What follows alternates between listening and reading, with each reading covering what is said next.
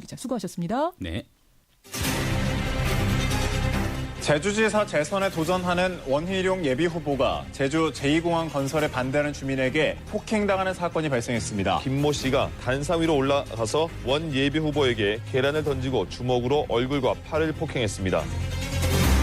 예, 오늘 첫 순서는 제주지사 재선에 도전하는 분이죠. 원희룡 예비후보를 만나봅니다.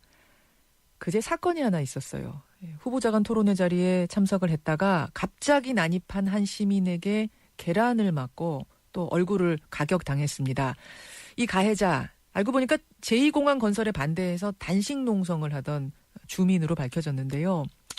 지사 후보이기 전에 이 사업을 추진했던 제주지사로서 설명이 좀 필요해 보입니다. 만나보죠. 원희룡 제주지사 예비후보입니다. 원 후보님 안녕하세요. 예, 안녕하세요. 일단 몸은 좀 어떠세요? 진찰을 받아보니까 예. 가벼운 타박상 정도라고 그래서요. 어제 오전에 바로 퇴원을 했습니다. 그러셨어요. 그러니까 뭐 몸도 몸이지만 사실은 이제 마음으로 놀란 게 더 크실 것 같아요. 저 자신은 그 충격보다도 이런 상황까지 올 수밖에 없었던 예. 그동안의 어떤 그 갈등 과정에 대한 그러한 자책과 또 앞으로 이런 이 도민들의 이 반대 의견과 갈등을 어떻게 풀어나가야 되는가라는 것 때문에 예. 좀 마음이 무거웠고요. 제 주변에서는 우선 이 가족들이 특히 제 철없는 딸들이 너무 놀래가지고요. 그 부분을 추스리느라고 조금 어려움이 있었습니다.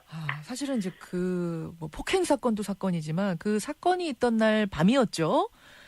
어느 후보님 딸이 아버지 SNS 계정으로 글을 하나 올린 게 화제가 됐어요. 반대하고 비방하십시오. 좋습니다. 하지만 제발 아버지 몸만 건드리지 말아달라. 계란 던져도 된다. 하지만 때리지는 말아달라. 아빠가 호상당하셔야 된다. 이거 호상이란 말까지 해가지고 굉장히 격정적으로 글을 올렸더라고요. 이게 화제가 좀 많이 됐습니다.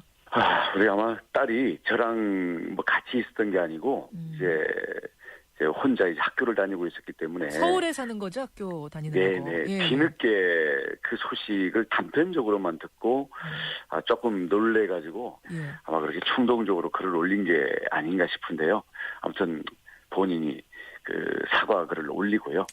지금은 많이 좀 반성을 하고 있습니다. 대학생인 거죠, 지금? 네네. 대학생. 우리도 다 누군가의 자식인데 그 마음이 왜 이해가 안 가겠습니까? 예. 그래도 표현은 정치인의 가족이 아니라고 모르겠지만 정치인의 가족으로서 운명적으로 짊어져야 되는 짐이죠. 그런 점에서는 저는 딸에게는 미안하고요. 또 이 철없는 딸의 처신을 사전에 미리 제대로 챙기지 못한 점에 대해서 아버지로서 우리 국민들에게 정말 마음 상하게 한 점에 대해서 죄송하다는 말씀을 드립니다. 울진 않았나 모르겠어요. 아직 어려가지고 대학생이니까. 많이 울고 그래도 지금은 이제 그래서 제가 그랬어요. 내 탓이요 하는 마음 그리고 오죽했으면 상대방이 그렇겠는가. 거기서 출발을 해서 가야만 더 나은 그런 방향으로 갈 수 있는 게 아니냐. 그래. 하여튼 위로 잘 해주시고요. 위로 잘 해주시고. 네. 다만 그 폭행을 저지른 시민 그 사연도 좀 알고 싶어요. 일단 어떤 배후라든지 정치적인 이유라든지 그런 건 없는 걸로 조사가 된 겁니까? 그건 알 수가 없죠. 근데 저로서는 잘 풀어왔어야 되는데 제가 누구 탓을 하겠습니까? 역시 내 탓이요. 제가 더 잘했어야 하는 부분에 대해서 돌아보고 또 앞으로 어떻게 해야 되나 생각을 많이 하고 있습니다. 아니면 어떤 명분이든 간에 그런 식의 폭력을 정당화할 수는 없습니다. 그건 이제 분명합니다. 다만 가해자 측 얘기를 들어보면 이런 얘기를 해요. 지난해 10월 23일에 제주도청 앞에서 제2공항 중단을 요구하면서 13일째 단식 농성을 벌이고 있었다. 근데 그때 원 지사님이 찾아와서 기운이 아직도 많이 있으시구나 라고 말을 했다. 여기에 대해서 그 시민이 격분한 거다. 이렇게 얘기를 하는데 맞습니까? 그때가 이제 단식 농성을 한 40일 넘게 했어요. 예. 그 40일 넘게 하는 중에 이제 그때는 한 13일 무렵이었는 모양이죠? 예, 13일째 이제 제가 천막으로 찾아갔습니다. 그래서 바로 그 얘기가 된 게 아니고 지금 10일이 훨씬 넘었는데 아이고 이게 건강이 상당히 이게 좀 위태로운 상태가 아니겠는가 해서 갔는데 예. 대화를 하다가 강하게 여러 가지 주장들을 많이 하시더라고요. 아하. 제가 전혀 예상치 못하게. 그래서 예. 순간적으로 아유 제가 생각했던 거구나. 제가 생각했던 거하고 다르구나. 이런 표현이 중간에 잠깐 있었고 또 다른 얘기들을 쭉 했었던 거거든요.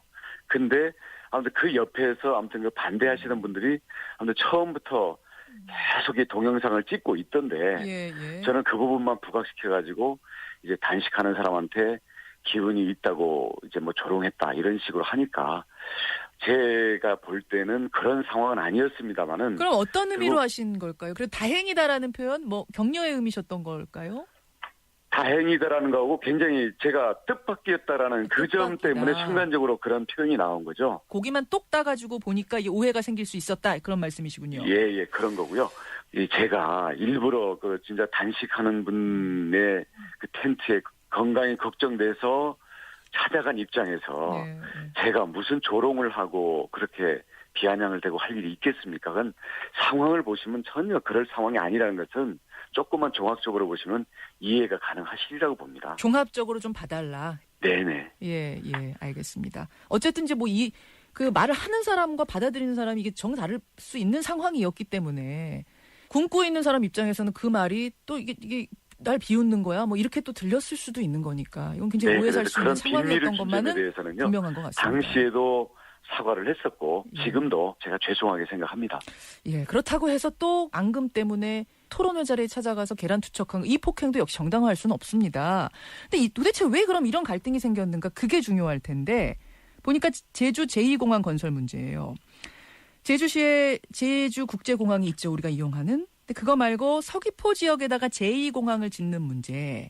여기에 대해서 그 시민은 적극 반대를 하는 분이었고 원 후보님은 찬성하는 입장이고 지금 그게 갈린 거죠? 이 제2공항의 그동안의 추진 과정은 사실은 길게는 수십 년의 역사가 있고요. 예. 제가 핵심만 말씀드리면은 제2공항은 원희룡 도지사가 갑자기 추진한 사업이 아니라 20년 이상 도민들의 요구사항이었고요. 역대 도지사, 역대 국회의원들의 모두가 공약사업으로 내걸었던 그런 사업입니다. 그러니까 반대하는 시민도 물론 있지만 찬성하시는 분들도 많은 사업이다 이런 말씀이세요? 도민들의 수건 사업으로 시작된 거고요. 사업으로. 그리고 이것은 도지사가 추진하는 사업이 아니라 국토교통부, 중앙정부가 국책사업으로 추진하는 것입니다. 예. 대신 구체적으로 입지가 어디냐 이게 문제인데요. 그렇죠. 그 과정에서 왜 사전에 지금 그 온평리 성산 지역에 주민 동의를 안 받았느냐. 결국 이게 핵심적인 쟁점인데요.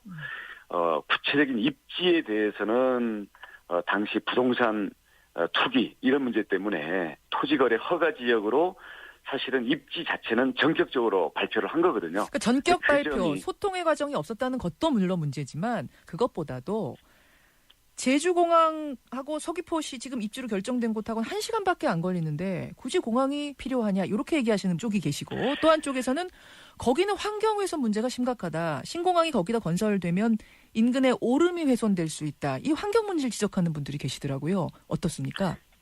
네, 그런 내용들이 이미 이게 수년 전부터 계속 논의가 돼 왔던 거고요. 계속됐죠.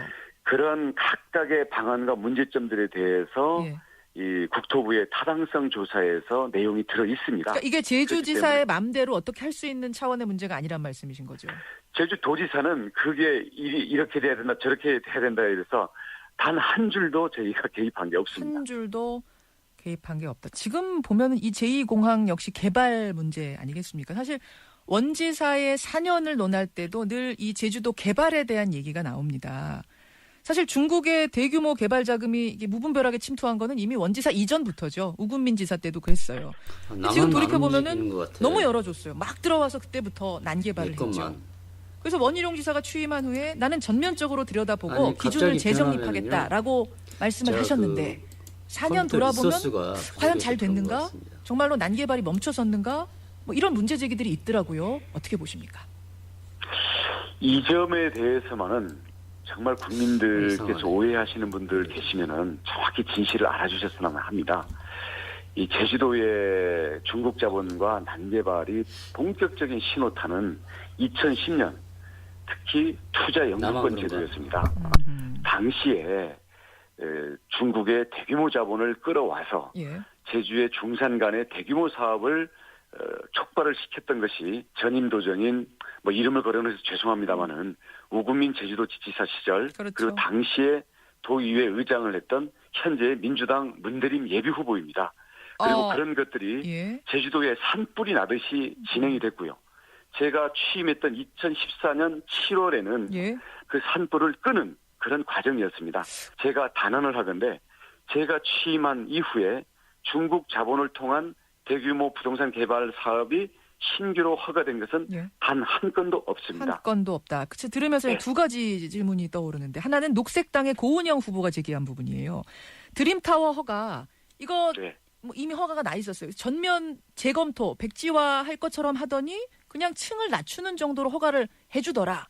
또 신화역사공원의 카지노 이전을 허가해줬다든지 이런 거는 문제가 심각하다라고 지적을 하시던데요. 제가 당선된 이후에 그 전임 지사님한테 그 허가 여부를 차기 도정으로 넘겨달라라고 요구를 했는데 이게 임기 10며칠 일인가를 남겨놓고 56총으로 전격적으로 허가를 해버립니다. 허가를 해버리고 그만둔 거군요, 우금민 지사가. 네네. 그 내막이 과연 무엇인지 지금도 저는 이해가 안 되는데요. 이미 허가를 다 해버린 상태에서 제가 할 수 있는 것은 허가된 이 내에서 그 내용을 통제를 할 수밖에 없었던 거죠. 알겠습니다. 또 한 가지는 지금 그 당시 그러니까 우금민 지사 시절에 도의회 의장을 지냈던 사람이 문대림 후보다. 같이 호흡을 맞췄다. 지금 이렇게 말씀하셨어요? 2010년부터 2012년까지 도의회 의장으로서 호흡을 맞췄고요. 당시에 문대림 의장과 우금민 지사의 투자 유치 및 개발 정책에 대해서는 조그마한 이견이나 문제 제기도 없었습니다. 자, 그 부분에 대해서는 지금 뭐 우리가 다 문 후보 없이 얘기할 수는 없으니까 한번 문 후보와 원 후보의 토론 자리를 좀 마련을 해봐야 되겠네요. 그러면 더 좋습니다. 그런 기회를 만들어 주십시오. 그분하고 같이 한번 얘기 나누시는 걸로 그 부분은 두기로 하고 여하튼 뭐 지금 시간상 일단 요 정도까지 사건 이번 폭행 사건 중심으로 말씀을 나눴고요. 지금 문대림 후보하고는 접전 중입니다. 현직 지사로서의 프리미엄 감안한 거는 이거는 상당히 불안한 일이 아니냐 이런 얘기도 나오는데 어떻게 보십니까? 지금 전국적으로 보면 민주당 후보가 뭐 무소속이든 야당이든 접전을 펼치고 있는 곳이 대구 경북 빼고는 제주도가 유일합니다. 그리고 여론이라는 것, 민심이라는 건 늘 움직이는 거거든요. 저는 도덕성과 그동안 제가 잘못된 점들에 대해서는 겸허하게 임할 것이고요. 도민들의 선택을 기다리겠습니다. 오늘 여기까지 일단 말씀을 듣도록 하고 아까 제가 제안드렸던 원 후보와 문 후보 간의 토론회 저희가 전화 드리면 바로 나와주셔야 돼요. 저는 언제든지 응하겠습니다. 고맙습니다. 네, 고맙습니다. 제주도의 무소속으로 출마한 분이죠. 원희룡 제주지사, 원희룡 예비후보였습니다.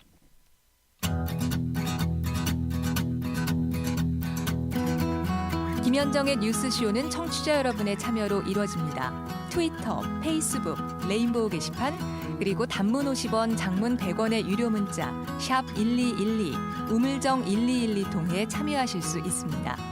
김현정의 뉴스쇼, 여러분과 함께 만듭니다.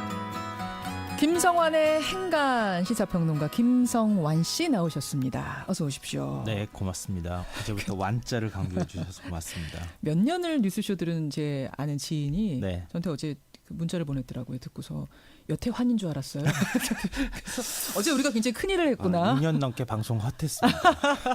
김성환의 행간. 오늘 주제는 뭡니까?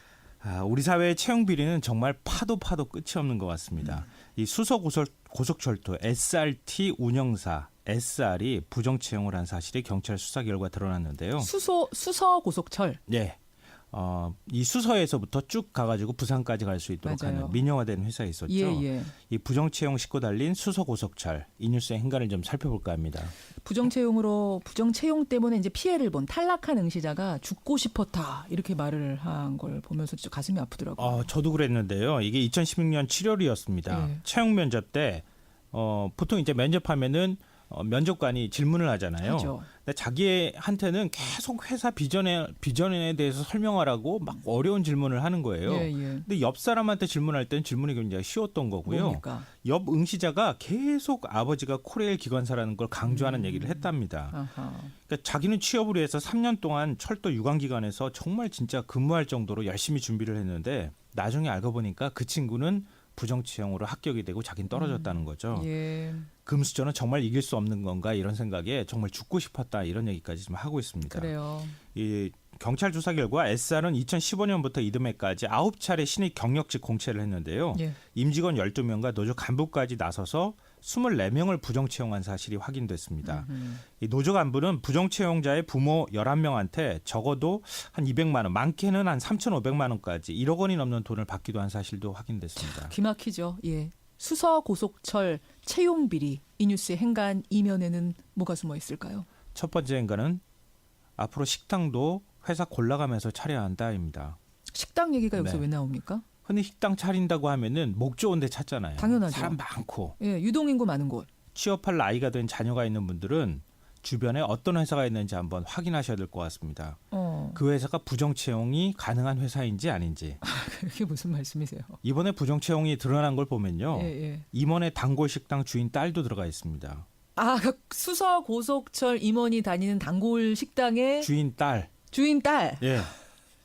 SR 임원이 오면 어떻게 했겠어요? 아, 엄청나게 서비스 많이 주지 않았을까요? 야. 그러면서 안면 트고 우리 딸 좀 어떻게 채용 지금 이제 입사 지원할 나이가 됐는데 좀 어떻게 안 될까요? 그럴 때 그 임원이 뭐랬을까요?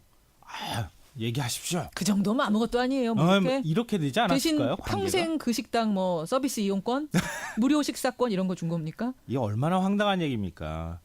SR은요 본부장부터 노조까지 모두 한 통속이었습니다. 노조까지요? 말이 채용이지 자기들 마음대로 뽑았어요. 임원이 조카 면접 시험에 면접위원으로 들어가기도 하고요. 면접에 아예 오지 않아도 합격시킨 사례도 있고요. 서류 전형 110등이 2등으로 순위가 바뀌어가지고 합격되는 이런 일까지 있었고 그 사이에 다른 지원자들은 다 불합격 처리됐습니다. 그러니까 10등이 2등이 아니라 110등이 2등으로 순서가 뒤바뀌었어요. 네, 맞습니다. 아이고, 기막힙니다. 예, 너무 허술해도 너무 허술합니다. 두 번째 인간이요. 두 번째 인간은 예고된 부정이었다입니다. 다 예견된 일이었다고요? 네. SR이 어떻게 탄생했습니까? 박근혜 정부 시절에 철도 민영화 무리하게 밀어붙였잖아요. 그렇죠. 코레일과 경쟁 체제 만들면 요금 싸질 것이다. 이렇게 홍보해서 만든 겁니다. 예, 예. 실제로는 어땠느냐? 무늬만 민영화였어요. SR 지분 41%가 코레일 거고요. 주요 임원들은 다 코레일 출신입니다. 그러니까 이렇게 회사 무리하게 만들다 보니까 감시가 소홀하잖아요. 예, 그 예. 틈을 타서 나랑 같이 직장 생활했던 코레일 출신들 그 자녀들 나와 관련돼 있는 친인척 자녀 신의 직장에 다 몰아넣으려고 다 이렇게 무리하게 이 채용을 했다는 거예요. 허술한 틈을 타서 시내 직장에 다 실어줬군요. 예. 예. 그러니까 면접위원 그 안에 보통 이제 외부 민간위원이 들어가는 경우가 많잖아요. 감시하려고. 공기업 같은 경우는 그런 네. 것도 없었다는 거예요. 어. 코레일 출신 6명 면접위원이 6명이었는데 그중에 5명이 코레일 출신이었어요. 자기들끼리 그냥 다 알아서 넣어준 거예요. 하하. 이게 무슨 민영화입니까? 할 말이 없네요. 마지막 행간이요. 마지막 세 번째 인간은 SR은 손톱 및 때에 불과할 수 있다입니다. 그건 또 무슨 말씀이십니까? 생각을 해보세요. SR이 부정채용이 이 정도였으면은 그럼 코레일은 어떨까? 코레일은 청렴한가요? 코레일 협력업체는요? 코레일 자회사는요? 계속 꼬리에 꼬리를 물고 얘기가 나올 수밖에 없는데요. 우리 철피아란 말이 있잖아요. 철도 마피아요. 철도대하고 철도고 출신들이 코레일 임원의 한 80% 차지하거든요. 아하. 자꾸 고인물이 돼 있거든요. 예, 여기에서 한 곳에서 이런 문제 터졌다 그러면 다른 곳은 괜찮을지 다시 한번 생각해 봐야 한다는 거죠. 여기까지 오늘의 행간 김성환 씨 수고하셨습니다. 네, 고맙습니다. 3692님 어디 코레일 뿐이겠습니까? 윤정훈님 철피아, 관피아, 칼피아, 군피아, 원피아 정말 한국에서 피아 얘기는 언제쯤 없어질까요? 칼피아는 뭐예요? 칼피아? 네. 어떤 피아 더 아십니까? 입으로 가죠.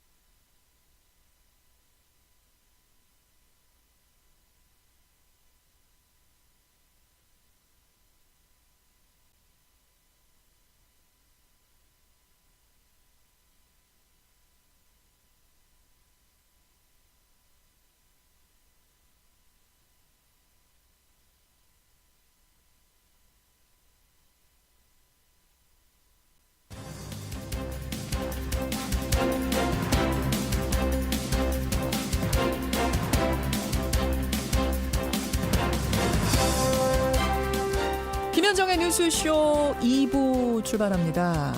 칼피아가 뭔가요? 제가 질문 드렸더니 제가 생각한 그게 맞군요. 대한항공. 땅콩 회항 사건 때 그 칼피아들은 징계에서 벗어났다. 징계 안 받았다. 해가지고 탄생한 말이 칼피아랍니다. 그 안에도 또 그런 게 있군요. 국회 피아 또 이런 말씀도 보내주고 계시고 여러분들이 생각하시는 많은 피아들 보내주고 계시네요. 이따가 문자들 소개하죠. 일단 2부 출발합니다. 오늘 2부엔 할 얘기가 많습니다. 강원랜드 채용비리 수사단 내일이면 딱 출범 100일을 맞는데 어제 최초의 그 강원랜드 채용비리 수사 외압 폭로했던 안미연 검사가 다시 기자회견을 열었습니다. 지금 수사단 꾸리고 중립적으로 수사가 되는 줄 알았는데 그게 그렇게 되지 않고 있다. 이번에는 검찰총장이 수사 외압을 넣고 있다. 이런 의혹을 또 한 번 제기한 겁니다. 검찰이 발칵 뒤집혔습니다. 권영철 기자가 어제 하루 종일 깊숙이 취재를 해봤다고 합니다. 이 내용 팩트체크하고 가죠. 문재인 정부가요. 권력형 적폐에서 이제는 생활 적폐를 청산하겠다라면서 해외 재산은닉, 역외탈세 문제를 그 1호로 내세웠습니다. 사실 역외탈세 문제 하루 이틀 된 문제 아닌데 이게 왜 이렇게 뿌리 뽑기가 어려운 건지 이번에는 뽑힐지 이 이야기 안원구 전 대구지방국세청장과 얘기 나눠보도록 하죠. 오늘 재판정에서는요. 스키니진 갑질 사건을 좀 올려보겠습니다. 한진 일가의 갑질 파문 중에 한 가지가 이 스키니진 유니폼 갑질인데요. 이게 강요죄로 처벌받을 수 있다 없다 얘기들이 엇갈립니다. 오늘 재판정에 올려보겠습니다. 50원에 담은 100원의 장문 유료 문자 샵 1212 카톡 레인보우까지 열어놓고 출발합니다. 권영철의 Y뉴스로 오늘 2부 문을 열겠습니다. 권영철 선임 기자 어서 오십시오. 안녕하십니까. 그러니까 안미연 검사의 어제 기자회견이 지금 불러일으킨 파문이 일파만파입니다. 오전에 기자회견을 했죠. 예. 그리고 오후에는 강원랜드 검찰 수사단이 보도자료를 또 냈죠. 냈습니다. 그러니까 안미연 검사가 불을 지피니까 검찰 수사단이 기름을 부은 격으로 지금 외압 논란이 확 커져버렸죠. 안미연 검사의 어제 기자회견의 요지는 이겁니다. 그러니까 그 전에 예전 강원랜드 수사할 때 외압이 있었다라고 자기가 폭로를 하면서 수사단이라는 게 꾸려졌는데 중립적으로 하자고 꾸려졌는데 여기에 대해서도 문무일 검찰총장이 이래라 저래라 수사 지휘권을 행사했고 특히 권성동 의원을 소환 조사하겠다라고 자기들이 그랬더니 수사단이 그랬더니 문무일 총장이 국회의원의 경우에는 일반 다른 사건하고 다르다.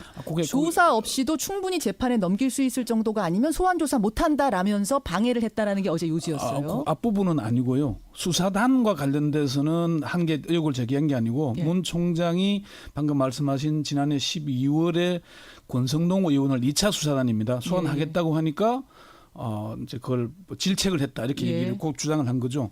일단 그 팩트부터 확인을 해보죠. 자 하나하나 좀 팩트 확인을 해보죠. 예, 그러니까 그 일단은 이제 외압이라고 한 부분은 문 총장은 수사 지휘 라인이죠. 그렇죠. 그러니까 뭔가 지시를 할 수 있는 위치에 있기 때문에 외압을 행사했다는 부분은 팩트는 아닌 거고요. 근데 거기에 대해서도 이제 안미연 검사나 수사단 측에서는 수사단과 우리한테 지금 분리해서 봐야 됩니다. 분리해서 봐야 됩니까? 2차 수사단에서도 그 얘기 하던데요. 그 얘기는 다음에 설명하기로 나중에 설명하고 2차 수사단은 지휘권을 가지고 있었죠.